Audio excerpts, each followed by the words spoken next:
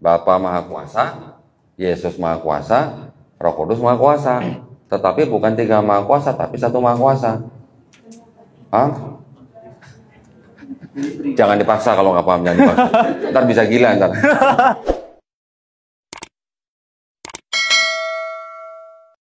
المجد للثالوث القدوس المتساوي في الجوار. Shalom, salam sejahtera di dalam nama Tuhan Yesus. Berjumpa kembali dalam program 5 Minute Apologetics. Nah, beberapa hari yang lalu saya melihat sebuah tayangan video di postingan teman saya di Facebook.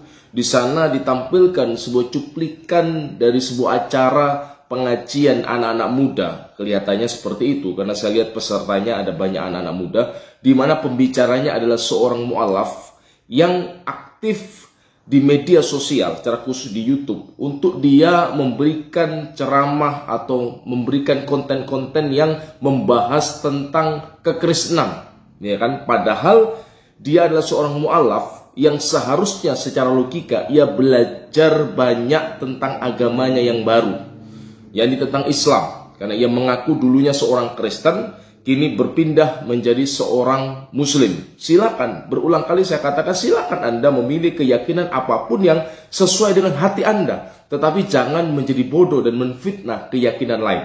Nah, dalam kontennya ini, seorang mu'alaf ini yang bernama Donditan, ia sering kali membahas tentang kekristenan, membahasnya dengan nada ia mencari-cari kesalahan, ia kemudian menafsirkan secara salah ajaran iman Kristen. Padahal saya yakin ia sendiri juga sebenarnya ia tidak memahami betul tentang keyakinan Islamnya. Karena tentu ia harus banyak belajar tentang teologi Islam, ya kan? Ia harus banyak belajar sejarah Islam, ia harus banyak belajar tentang ulumul Quran misalnya, tentang ilmu-ilmu Al-Quran. Tetapi ia banyak menghabiskan waktunya untuk membuat konten-konten yang menyerang kekristenan. Yang saya lihat juga sebenarnya ia belum paham juga tentang kekristenan, tentang keyakinannya yang lama ia juga belum memahami. Seperti misalnya dalam video ini ketika ia membahas tentang Trinitas. Mari kita lihat videonya. Protestan dan Katolik sama-sama punya ideologi Trinitas, ya. Pasti udah pada dengar dong Trinitas kan? Ada yang paham Trinitas? Ada yang paham? Trinitas? Ada yang bukan. Ada sebagian orang Kristen yang tidak mau disamakan dengan Triduan. Tapi kira-kira ada yang paham nggak Trinitas? Hah? Muslim kok paham Trinitas? Bingung dong kan? Tapi kan Trinitas kurang lebih begini ideologinya. Bahwa yang paling dasar, Yesus itu bukan Bapa. Ya, kan ada pribadi-pribadi nih, ada Yesus, Bapa dan Roh Kudus. Yesus itu bukan Bapa, Bapa itu bukan Roh Kudus, Roh Kudus itu bukan Yesus. Jadi 3 pribadi ini masing-masing bukan salah satu diantaranya. Ya, saya ulang nih. Yesus bukan Bapa, Bapa bukan Yesus, atau Bapa bukan Roh Kudus, Roh Kudus bukan Yesus. Jadi masing-masing 3 pribadi ini tidak ada yang identik. Oke? Tetapi ketiga-tiganya mempunyai hakikat yang sama sebagai Tuhan. Nah, itu Trinitas begitu. Oke? Lanjut nih doktrinnya. Bapa itu Tuhan, Yesus itu Tuhan, Roh Kudus itu Tuhan. Tetapi bukan 3 Tuhan, tapi 1 Tuhan. Paham nggak? Kalau nggak paham, berarti tidak dijamah Roh Kudus. Sigit juga dari dulu nggak paham-paham. Udah dijelasin berulang-ulang nggak paham-paham dia. Nah, terus lanjut lagi.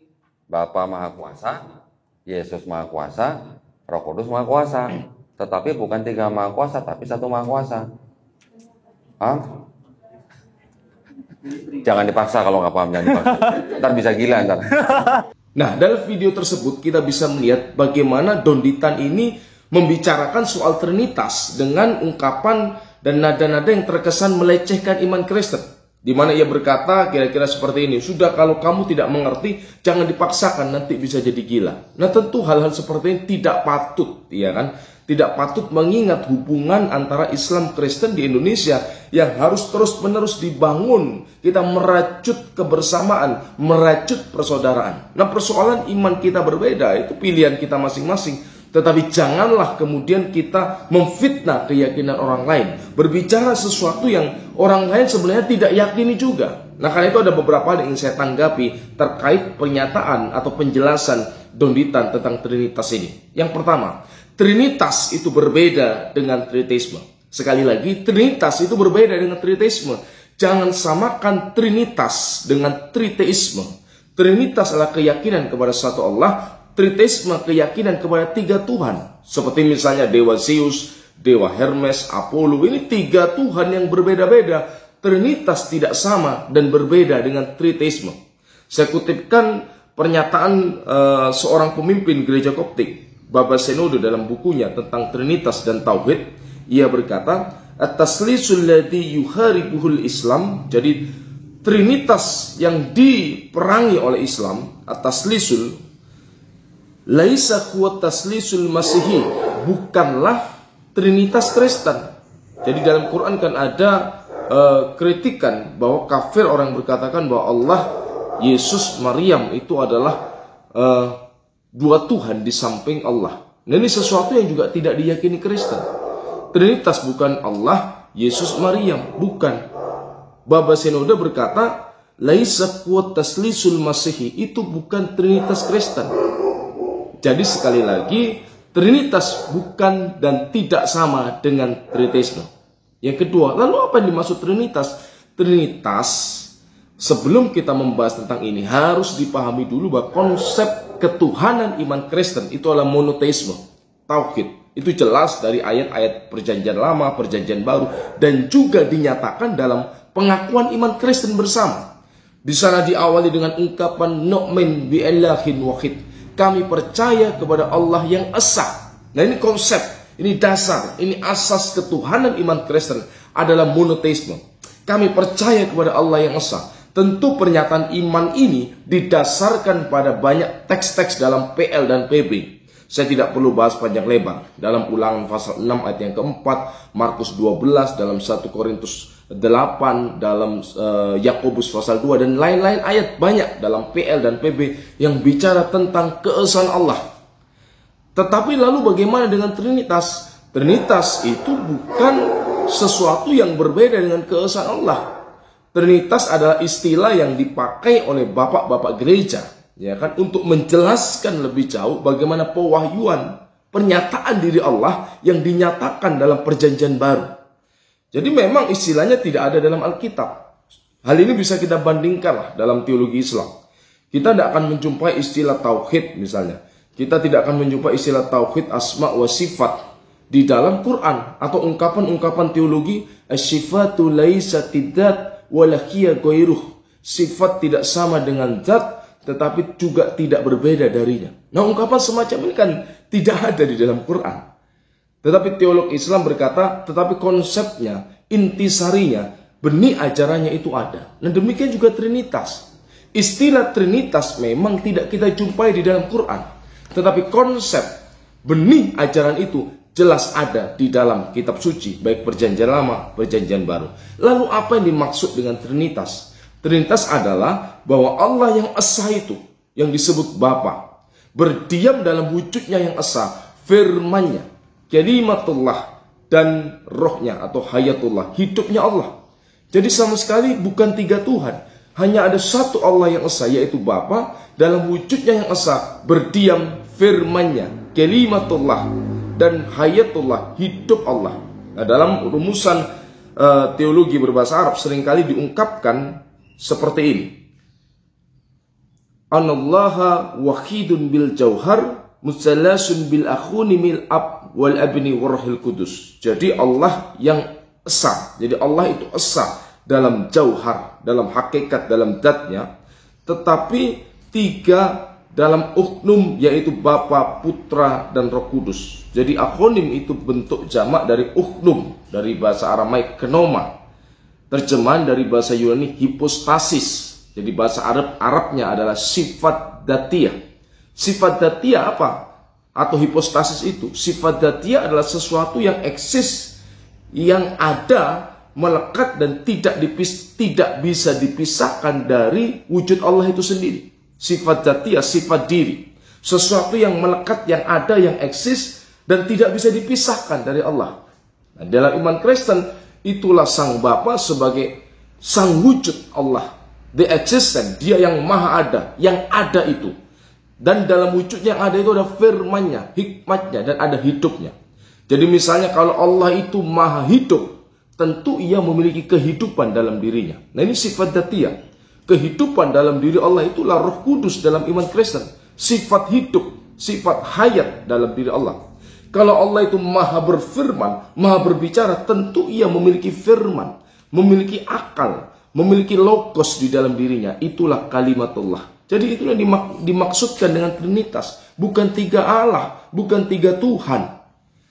Dan kata uknum atau pribadi ini maknanya bukan seperti pribadi-pribadi manusia, seperti yang dikatakan oleh Don Litan tadi, tetapi menunjuk, ya kan, sifat dzatiyah, realitas yang konkret yang ada di dalam diri Allah, yang bisa dibedakan tetapi tidak bisa dipisahkan. Sifat hayat itu berbeda dengan kalimatullah, tetapi tidak bisa dipisahkan, satu di dalam wujud Allah. Tidak mungkin Allah itu ada tanpa memiliki firman. Allah itu ada tanpa memiliki roh. Dia bukan Allah yang maha hidup, bukan Allah yang maha berfirman. Inilah Tritunggal, keyakinan kepada Allah yang esa itu sendiri.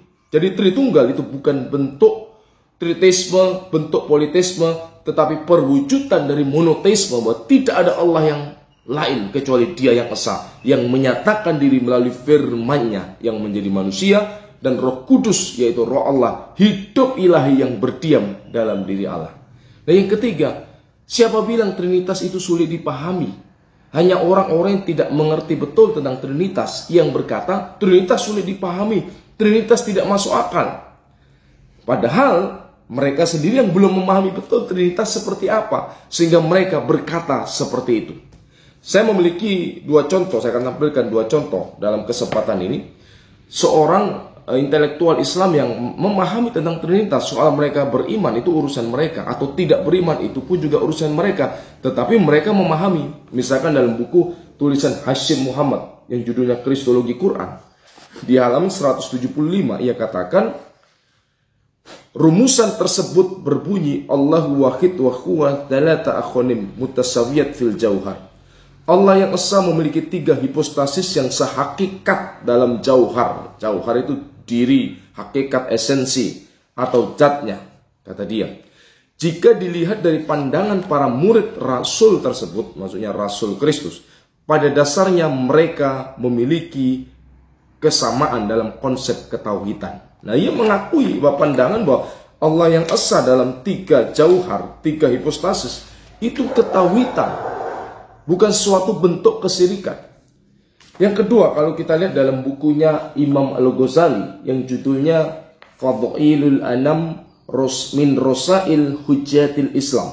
Jadi Fadhailul Anam min Rosail Hujatil Islam. Ini tulisan Imam Al-Ghazali yang terkenal sebagai Hujatul Islam. Ia menulis dalam bukunya di sini, saya bacakan, wa nasara hina yaquluna thalithu salasa.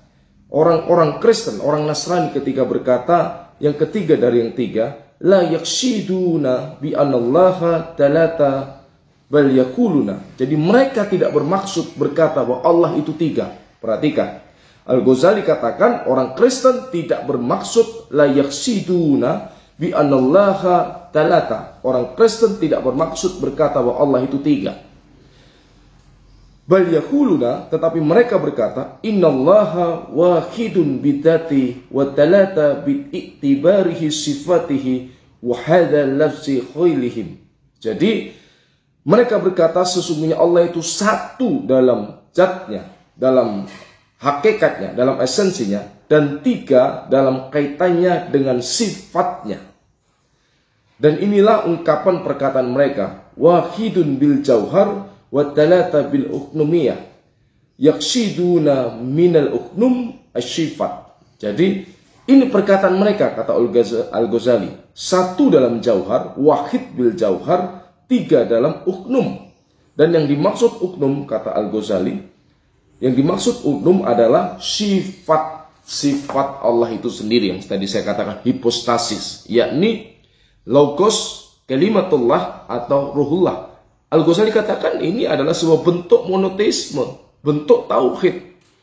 Ya, walaupun belum tahu dia percaya atau tidak, tetapi ia mengerti yang dimaksud Trinitas Kristen itu bukanlah sebuah bentuk kesyirikan, keyakinan kepada banyak Tuhan, tetapi hanya Allah yang satu dalam 3 sifat dzatiyahnya, yaitu Bapa. Jadi Bapa ini makna kiasan, menunjuk kepada the existence, sifat wujud Allah, dia yang maha ada.